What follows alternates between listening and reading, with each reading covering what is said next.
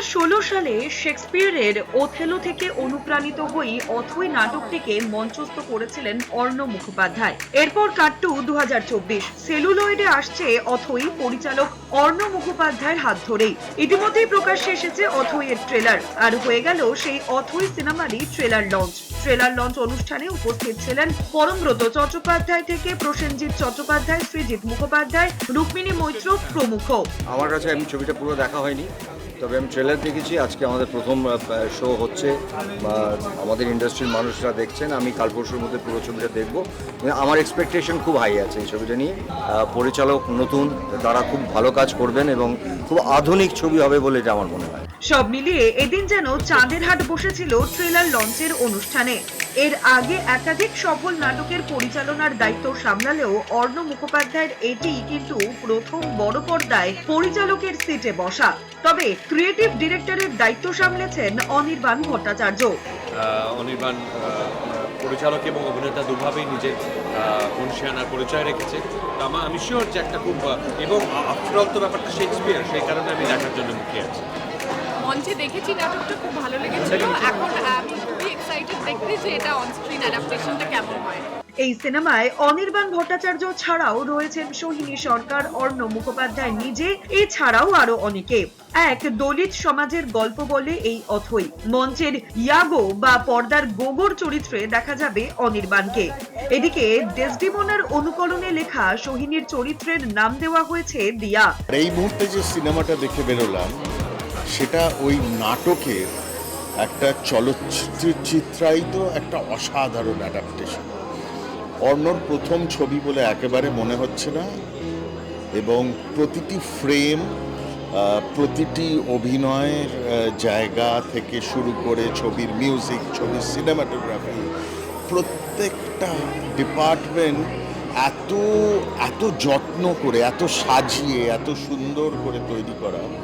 সোহিনী সরকারের চরিত্র এখানে ভালোবাসার চিহ্ন হিসেবে পর্দায় হাজির হলেও সেই ভালোবাসা কিন্তু অবশ্য অনির্বাণের সাথে না, বরং অনির্বাণ ও সোহিনীর সমীকরণ সম্পূর্ণ বিপরীতই হবে এই ছবিতে, এমনটাই জানা যাচ্ছে।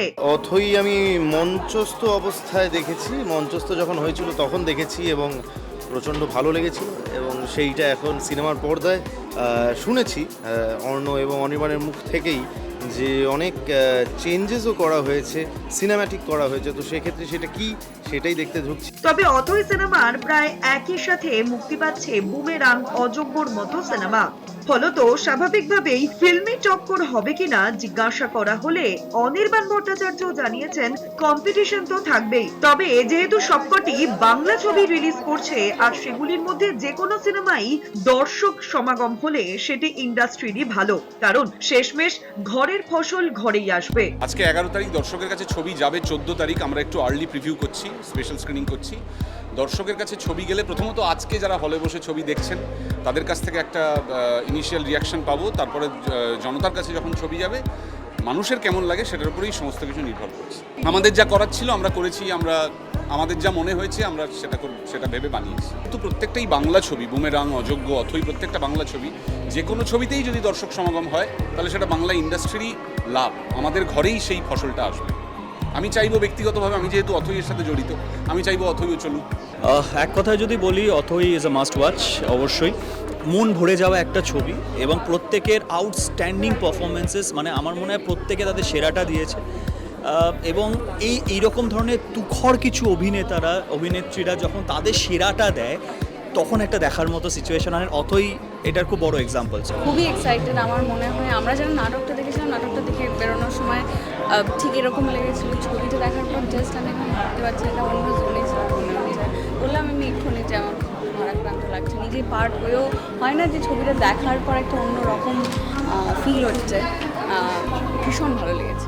অর্ণদা, অনির্বাণ, আমি দুজনে।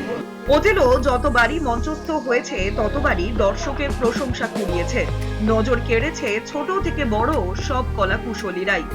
এখনকার অবস্থা যেরকম চারিদিকে, ঠিক সেইটা কাউকে বিশ্বাস করা যায় না, ভয়াবহ, খুব খুব।